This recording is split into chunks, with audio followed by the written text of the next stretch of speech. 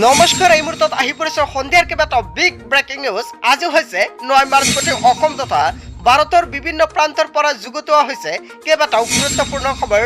এনেবাৰ খবৰ নিতৌ পাই থাকিবলৈ চেনেলটি সাবস্ক্ৰাইব কৰি ভিডিঅ'টিত এটা লাইক কৰিবলৈ নাপাহৰিব। আজিৰ আমাৰ প্ৰথমটো খুবেই গুৰুত্বপূৰ্ণ খবৰ হৈছে এটা ডাঙৰ খবৰ। হয় বন্ধু বান্ধৱীসকল, কি হ'ব? নামাজ আদায়কাৰীক আক্ৰমণ কৰা আৰক্ষীৰ শাস্তি। এই মুহূৰ্তত অসমবাসী ৰাইজক জনাইছোঁ আমাৰ প্ৰথমটো খুবেই গুৰুত্বপূৰ্ণ খবৰ। মুছলমানক প্ৰহাৰ কৰি শাস্তিৰ সন্মুখীন হ'ল আৰক্ষী বিষয়া। 3 মাহৰ বাবে এছআই মনোজ কুমাৰ তোমাৰক নিলম্বন কৰা হৈছে। নিলম্বনৰ সময়ত কৰ্তন কৰা হ'ব দৰমহা। বিভাগীয় কৰ্তৃপক্ষক জমা দিব লাগিব ইউনিফৰ্ম আৰু ID কাৰ্ড। অনুমতি নোহোৱাকৈ এৰিব নোৱাৰিব আৰক্ষীৰ মুখ্য কাৰ্যালয়। নামাজ পঢ়া লোকক আক্ৰমণ কৰা ঘটনাক লৈ উত্তপ্ত হৈছিল দিল্লী। ৰাজপথত শুকুৰবাৰীয়া নামাজ আদায় কৰিছিল মুছলমানসকলে। নামাজীৰ ওপৰত বল প্ৰয়োগ কৰিছিল এছআই মনোজ কুমাৰ তোমাৰে। ঘটনাৰ পিছতেই হাজাৰ হাজাৰ মুছলমানে কঁপাইছিল দেশৰ ৰাজধানী। ভিডিঅ' ভাইৰেলৰ পিছতে তাৎক্ষণিকভাৱে নিলম্বন আৰক্ষী বিষয়াগৰাকীক।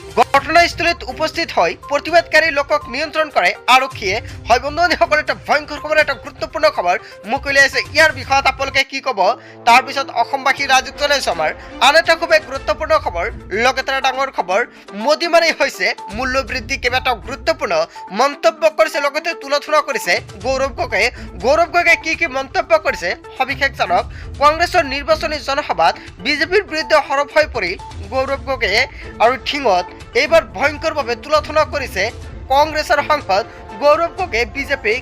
কিয়নো ঠিঙত কংগ্ৰেছৰ বিশাল জনসভাত বিজেপিক তুলনা কংগ্ৰেছৰ সাংসদগৰাকী। এতিয়া বিজেপিয়ে লাহে লাহে মিয়া শব্দটো এৰি দিছে, পাহৰি গৈছে বুলি হুংকাৰ প্ৰদান কৰিছে গৌৰৱ গগৈয়ে।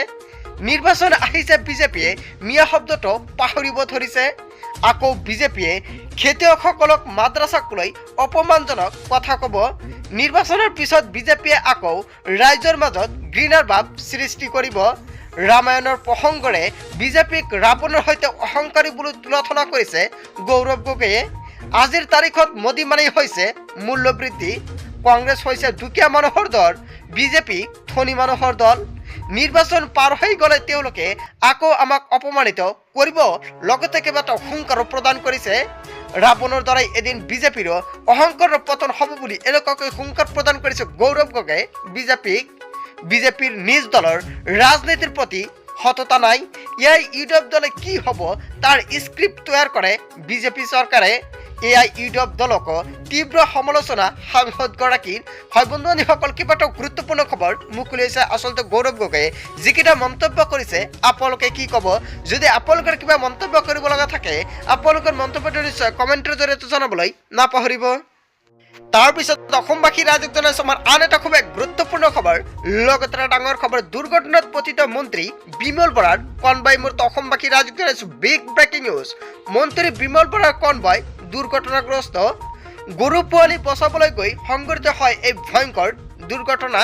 প্ৰধানমন্ত্ৰী হ'বলৈ গৈ থাকোঁতেই এই দুৰ্ঘটনা সংঘটিত হয়। দুৰ্ঘটনাত আহত এজন আৰক্ষী আৰু টিংখাঙৰ পৰা যোৰহাটলৈ আহি আছিল কনভয়।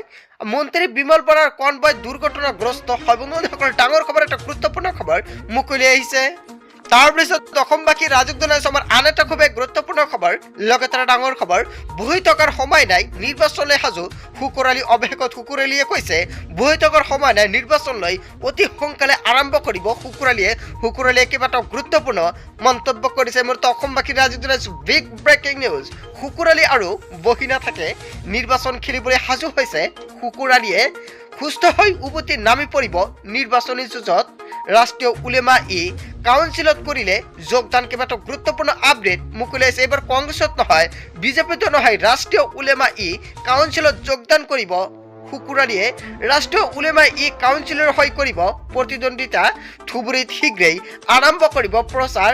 কিয়নো কেইবাটাও গুৰুত্বপূৰ্ণ মন্তব্য কৰিছে। চালানী মাছ বুলি বিৰোধীক কথা কোৱা শুকুৰ আলী চালানী মাছক লৈ তুলনা কৰিছে। শুকুৰ আলী আৰু বহি নাথাকে বুলি মন্তব্য কৰিছে। হয় বন্ধুসকল, শুকুৰ আলী এটা ডাঙৰ মন্তব্য কৰিছে, এটা গুৰুত্বপূৰ্ণ মন্তব্য কৰিছে। শুকুৰ আলী যিটো মন্তব্য কৰিছে আপোনালোকে কি ক'ব তাৰপিছত অসমবাসী ৰাজ্যক জনাইছোঁ আমাৰ আন এটা খুবেই গুৰুত্বপূৰ্ণ খবৰ, লগতে এটা ডাঙৰ খবৰ। আজি 5 লাখ অধিক লোকক ঘৰ দিব প্ৰধানমন্ত্ৰী মোদীয়ে। এই মুহূৰ্তে অসমবাসী ৰাজ্যক জনাইছোঁ বিগ ব্ৰেকিং নিউজ। তালিকাত নাম থাকিলে আপোনাৰ বাবে ভাল খবৰ। অসমলৈ এটা ডাঙৰ উপহাৰ আনিছে প্ৰধানমন্ত্ৰী মোদীয়ে। অসমবাসীলৈ উপহাৰ লৈ আহিছে প্ৰধানমন্ত্ৰীগৰাকীয়ে। আজি অসমৰ 5.55 লাখ লোকে লাভ কৰিব চৰকাৰী ঘৰ। 5,55,000 লোকে নতুনকৈ চৰকাৰী ঘৰৰ টকা লাভ কৰিব। প্ৰধানমন্ত্ৰী আৱাস যোজনাৰ অধীনত লাখ লাখ গৃহ বিতৰণ কৰিব। আজি নৰেন্দ্ৰ মোদীৰ উপস্থিতিত প্ৰদান কৰা হ'ব চৰকাৰী ঘৰ। হিতাধিকাৰীক ঘৰ প্ৰদান কৰিব নৰেন্দ্ৰ মোদীয়ে। হিতাধিকাৰীৰ হাতে হাতে মিঠাইৰ টোপলা দিব মোদী নিজে। আৰু জনসভাত উদ্বোধন কৰি শুভাৰম্ভণি কৰিব PMAYGৰ অবিলাসী প্ৰকল্প। হয় বন্ধু-বান্ধৱীসকল, অৱশেষত ডাঙৰ মন্তব্য কৰিছে। যদি আপোনাৰ চৰকাৰী ঘৰৰ তালিকাত নাম আছে, আপোনাৰ বাবে ভাল খবৰ। কেইবাটাও পৰ্যায়ত লাখ লাখ লোকলৈ প্ৰদান কৰা হ'ব চৰকাৰী ঘৰৰ টকা আৰু 3টা কিস্তিত পোনে পোনে হিতাধিকাৰীৰ একাউণ্টত সোমাব টকা।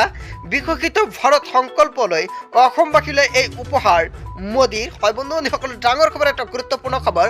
যদি আপোনাৰ তালিকাত নাম আছে, তেনে ক্ষেত্ৰত অতি শীঘ্ৰে আপোনাৰ একাউণ্টত চেক কৰিব পাৰে আপোনাৰ একাউণ্টত টকাটো সোমাইছে নে নাই। তাৰপিছত অসমবাসী ৰাজ্যক জনাইছোঁ আমাৰ আন এটা খুবেই গুৰুত্বপূৰ্ণ খবৰ, লগতে এটা ডাঙৰ খবৰ। লাখ লাখ মুছলমানৰ মাজত হাহাকাৰ, ধৰ্মীয় প্ৰতাৰণাৰ বলি হোৱাৰ ভয়ংকৰ অভিযোগ উত্থাপিত হৈছে। এই মুহূৰ্তে অসমবাসী ৰাজ্যক জনাইছোঁ আন এটা big breaking news. Lakh lakh মুছলমানৰ মাজত লাগিছে এতিয়া হাহাকাৰ, ধৰ্ম এৰিবলৈ বাধ্য কৰাৰ ভয়ংকৰ অভিযোগ উত্থাপিত হৈছে। চীনত ধৰ্মীয় প্ৰতাৰণাৰ বলি হৈছে মুছলমানসকলে। জিনজিঙিয়াত থকা মুছলমানসকলক চিহ্নীকৰণ কৰিছে চৰকাৰে। কমিউনিষ্ট নেতা মা চিনগৈৰ মন্তব্যই ৰাজহুৱা কৰিছে এই কথা। ৰমজানৰ পূৰ্বে চীন চৰকাৰৰ বিৰুদ্ধে ভয়ংকৰ অভিযোগ উত্থাপিত হৈছে। আৰু চীন চৰকাৰৰ মতে মুছলমানসকলে উঠা বহা কৰাৰ অভিযোগ উত্থাপিত হৈছে। মুছলমানৰ ধৰ্মীয় অধিকাৰ নাইকিয়া কৰিছে চীন প্ৰশাসনে। আৰু দীৰ্ঘ সময় ধৰি চীনৰ অত্যাচাৰৰ বলি হৈছে উইগুৰ মুছলমানে। লাখ লাখ মুছলমানৰ মাজত লাগিছে ভয়ংকৰ হাহাকাৰ। হয় বন্ধুসকল, চীনত যখন মুছলমানৰ ওপৰত ভয়ংকৰভাৱে অত্যাচাৰ কৰা হৈছে, ইয়াৰ বিষয়ত আপোনালোকে কি ক'ব? যদি আপোনালোকৰ কিবা মন্তব্য কৰিব লগা থাকে, আপোনালোকৰ মন্তব্যটো নিশ্চয় কমেণ্টৰ জৰিয়তে জনাবলৈ নাপাহৰিব। তাৰপিছত অসমবাসী ৰাজ্যক জনাইছোঁ আমাৰ আন এটা খুবেই গুৰুত্বপূৰ্ণ খবৰ, লগতে এটা ডাঙৰ খবৰ।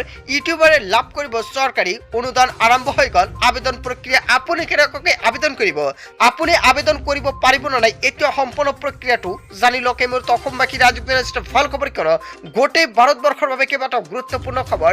ইউটিউবাৰৰ ভিডিঅ' বনোৱাসকলৰ বাবে এটা ভাল খবৰ। যদি আপুনি এজন ইউটিউবাৰ, আপুনি ভিডিঅ' বনাই ইউটিউব লৈ, তেনে ক্ষেত্ৰত আপোনাৰ বাবে এটা ডাঙৰ খবৰ। অসমৰ ইউটিউবাৰে লাভ কৰিব চৰকাৰী অনুদান। 100K ছাবস্ক্ৰাইবাৰ থকাসকলে কৰিব পাৰিব আবেদন। যদি আপোনাৰ 1 লাখ ছাবস্ক্ৰাইবাৰ আছে, 100K ছাবস্ক্ৰাইবাৰ আছে, তেনে ক্ষেত্ৰত আপুনি কৰিব আবেদন। লগতে DIPRত পঞ্জীভুক্ত ইউটিউবাৰসকলে লাভ কৰিব অনুদান। আৰু যদি আপুনি এইখন আঁচনিৰ বাবে আবেদন কৰিব বিচাৰিছে, তেনে ক্ষেত্ৰত DIPRত পঞ্জীভুক্ত ইউটিউবাৰে লাভ কৰিব এই অনুদান। আবেদনৰ বাবে আহ্বান জনোৱা হৈছে DIPRে। আৰু 8 মাৰ্চৰ পৰা আৰম্ভ হৈছে আবেদন প্ৰক্ৰিয়া। 22 মাৰ্চৰ ভিতৰত কৰিব লাগিব আবেদন। আৰু অধিক তথ্যৰ বাবে এতিয়া আপুনি লগ ইন কৰক dipr.assam.gov.in। ইউটিউবাৰ ভিডিঅ' বনোৱা সকলো এটা ভাল খবৰ। যদি আপুনি এজন ইউটিউবাৰ, আপোনাৰ 100K ছাবস্ক্ৰাইবাৰ আছে, তেনে ক্ষেত্ৰত আপুনি আবেদন কৰিব পাৰিব। আপুনি কেনেকুৱাকৈ আবেদন কৰিব, যদি ভিডিঅ' লাগে, তেনে ক্ষেত্ৰত নিশ্চয় কমেণ্ট কৰি জনাব। নেক্সট ভিডিঅ'ত সম্পূৰ্ণকৈ জনাম। বন্ধু বান্ধৱীসকল, আজি মূল ভিডিঅ'খনত আপোনালোকক এইখিনি সৰু এটা ইনফৰমেশ্যন দিবলগীয়া আছিলে। ভিডিঅ'টি ভাল লাগিলে লাইক কমেণ্ট শ্বেয়াৰ কৰিব। আৰু যদি এতিয়ালৈকে চেনেলটি ছাবস্ক্ৰাইব কৰা নাই, তেন্তে এনেকুৱাকৈ নতুন নতুন ইনফৰমেটিভ তথা হেল্পফুল ভিডিঅ' পাবলৈ হ'লে চেনেলটি ছাবস্ক্ৰাইব কৰিবলৈ নাপাহৰিব। চ' থেংক ইউ ফৰ ৱাচিং ফুল ভিডিঅ'।